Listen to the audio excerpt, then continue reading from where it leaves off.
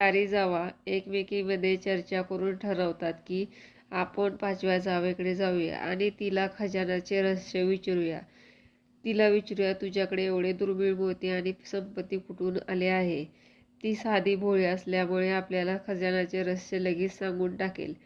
त्यातली एक म्हणते की तिने आपल्याला आमंत्रण देऊनही आपण तिला पूजेसाठी तिच्या घरी गेलो नाही. कोणत्या तोंडाने जायचे तिच्याकडे. त्यावर दुसरी लगेच उत्तर दिले, आपण तिला काहीतरी कारण सांगू. हे ठरवून चारी जावा 5व्या जावेकडे फळ आणि मिठाई घेऊन गेल्या. त्यातली दुसरी जाव 5व्या जाव्याला म्हणते, माफ करा मला, आम्ही काही कारणामुळे तुझ्याकडे येऊ शकलो नाही. 5वी जाव हसत म्हणाली, ताई, असं कधी कधी होतं. त्यात माफी मागण्याचं काय कारण आहे.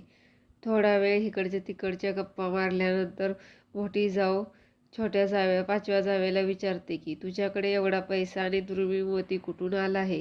तुला पूजेसाठी भाऊजींनी पैसे पाठवले आहे का. 5वी जाऊ खूप साधी भोळी होते. तिने सर्व लगेच हकीकत सांगितली.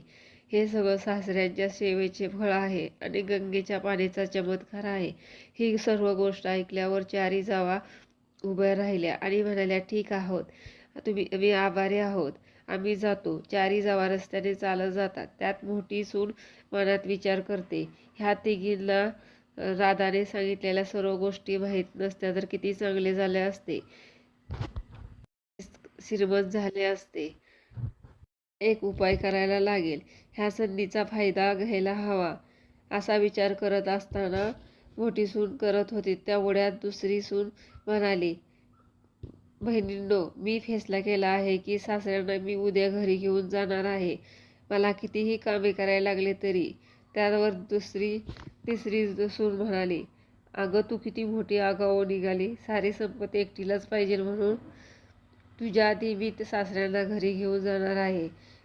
उद्याच काय, मी आजच आणणार आहे. तिघींमध्ये रस्त्यात सासऱ्यांच्या सेवा करण्यासाठी भांडणे सुरू झाले. भांडण वाढलेले लागलेले बघून मोठी जाऊ भांडणे सोडायला आली आणि म्हणाली, बहिणींनो, असं एकमेकींना भांडण्याचा काय फायदा होणार नाही. सगळे लोक आपल्या माहिती कळाल्यावर आपल्याकडे बघून हसतील व थुंकतील. तिघी माझ्या घरी चला. माझ्या डोक्यात एक आणखीन आयडिया आली आहे. त्यांनी आपली समस्या सुटेल. त्या तिघी मोठ्या जावेकडे गेल्या आणि त्यांनी घरात चौघींनी मिळून ठरवलं की एक परीक्षा देऊया. त्या परीक्षेमध्ये तिघी जावा हारतात आणि मोठी जाव जिंकते आणि म्हणून ती सासऱ्यांना तिच्या घरी आणायचं ठरवते. चारी जावा एकमेकींमध्ये चर्चा